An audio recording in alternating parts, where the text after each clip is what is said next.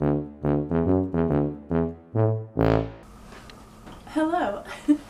my name is Catherine Neely, and this is a new art video. It's going to be episode 1 of a new series, the supply list series. This is a video about polymer clay, a list of everything that you need when you want to start using polymer.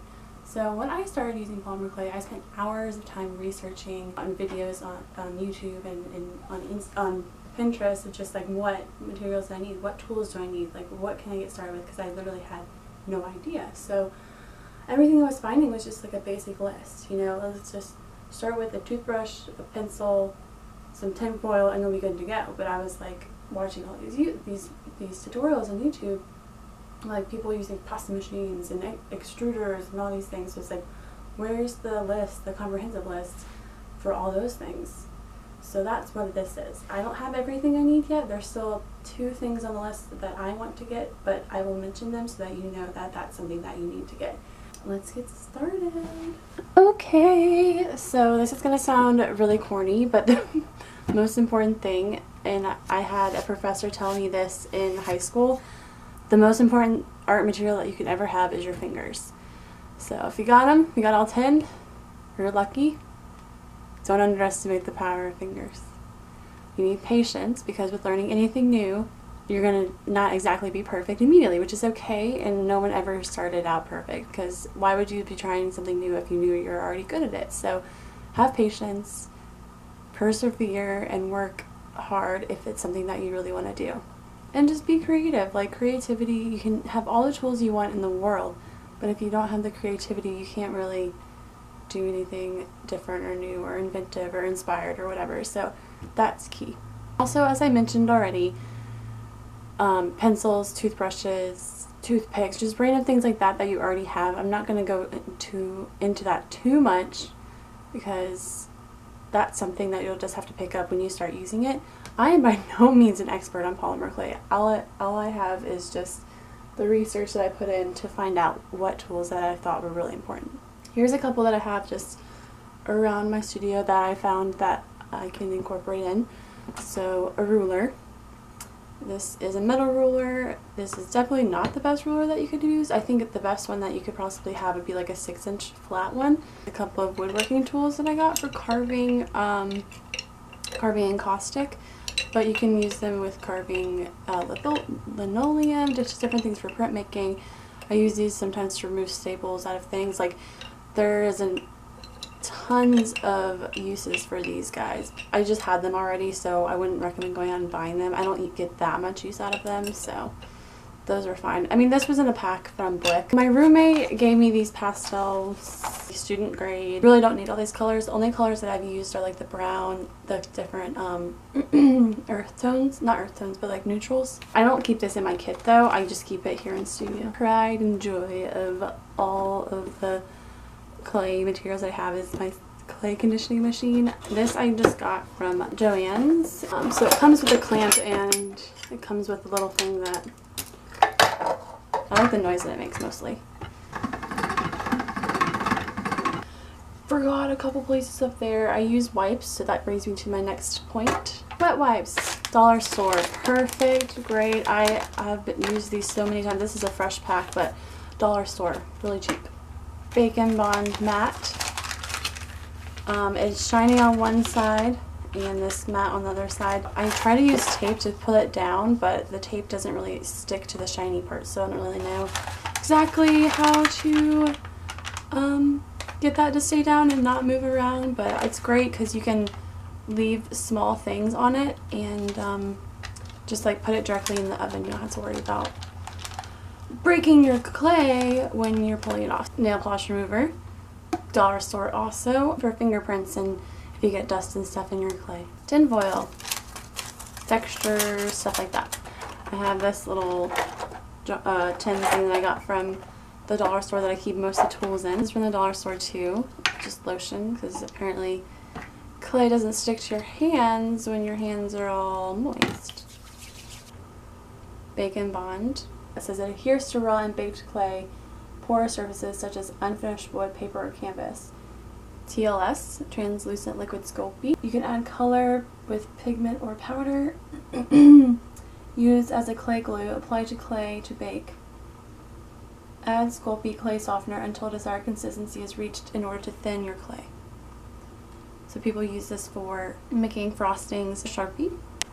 Labeling these little guys. I just got these from the dollar store also to put all my clay in. That is up to you what kind of clay or what kind of containers you want to use, and I'll save that to the end. But I use tape because the Sharpie doesn't work that well on the plastic, and I can just like take it off when like I run out of the Spanish olive and translucent mixture.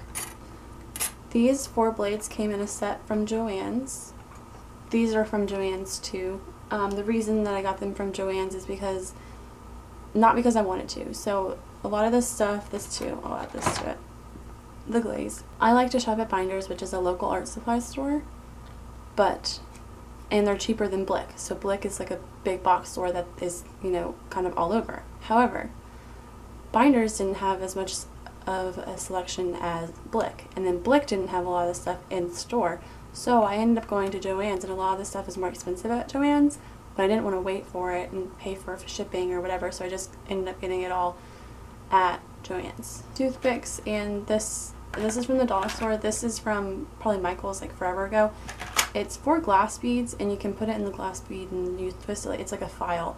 So you twist it like this, and as it goes through the bead, it opens it up, so you can put whatever kind of cord you want in it. Both of those are for making holes. Clay roller. I refuse to buy one of these. They come fatter. They're like $10, but I got this one from my neighbor. Was working with these acrylic rods to make a chandelier downstairs here in studio, and I was like, this is the perfect width and the perfect like length, I guess. The width is not perfect, but that was all he had, so I got that for free. Perfect. These are little cookie cutters, and I would recommend using really any kind of cookie cutter. These are just a set of circles from Joann's. I really liked circles because circles are not stylized. You can't stylize a circle. You can stylize leaves, you can stylize hearts, like all that, but this is just, it's just a basic circle. Various ball tools. So these 3 lengths or widths of ball tools. Silicone ends on this side. You have to have ball tools based on all the videos that I've seen. E6000. I haven't used this yet, but this is all they recommend is this glue for making charms and things. This is from Blick. It's just another kind of cutter. So I don't use these for clay, I use these for polymer. Both of these packages are from the dollar store. This has all this stuff in it. This is for pills, but I have scraped off a bit of pastel. All of these tools came in a set from Michael's. You have to have a round pliers like this, and you have to have wire cutters. I probably will never use this, but hey, I mean, it's in there. Q-tips. Tons of reasons for this, mostly for the nail polish remover. This is from the dollar store. Okay, so if you decide that you want to use the pill bottle pill case with your pastels, I would put it in a Ziploc bag because my translucent clay is now filthy. So you have to have a big thing of translucent and a big thing of white because you'll use both of these the most. This was from Walmart for $5. This is from Michael's for $10. This case is full of findings. I got this from Michael's. These little bottles are from the dollar store. How cute are those? I don't know when we use them yet, but maybe something. When you're buying findings, get the same color metal. This and this is not going to look good together. And just a reminder that these are all from the dollar store. Every time I open a thing of clay, I write the brand. So this is Sculpey 3, whereas this is Primo because I don't have a 3 on it. That's the color name on the side, and the number of the item on the back. I also use these for just in project things. So these are some beads that I made. The very first thing I ever made was these beads. This is scrap clay. I'll probably need to get a bigger jar, but just so that I don't ever throw anything away, I have that. In progress, little house that I made. The straight pins for something, and so that's why those are all in here. The last thing is acrylic paint. These are all from Michael's for like 39 cents. I love jars. I love jars, so this one is specifically for water with the acrylic. And the last thing is just the container that you use for your clay, all of the storage to keep this all in. buy it last. Buy it after you've purchased everything. All of my stuff that I had fits in my box except for my clay machine. So this is my storage box, and I put everything in here because it all fits, like I said, except for the pasta machine. And I bought one of these already initially at first, but then it ended up being just like too small and not very sturdy from the dollar store. So I got this one from Michael's. I think probably like $13 or something. I think it was like on sale that they were having, but everything fits. So tools are here. And then you can see along the outside all the names. It's hard to with the camera, but all the names of all the colors. That covers that. I hope everything you need to get started was covered in this video, and I think it should be a really good start if this is what you start with. You don't have to get everything at once. I used coupons on things. It took me about, it's terrible, it took me probably like a week to get everything, but I'm happy. I'm really happy. So excited to try all this. Like, it's so nice to have like fresh materials, and trying new things is really fun when you're an artist. So this is everything. If you have any more questions, just let me know. If you want to see more about a certain thing, if you want to know anything else about a specific subject that I'm not covering in my series. Like I said, this is episode 1 of several, so this one's just polymer clay. But anyway, thanks for watching, and I'll see you in the next episode. Bye.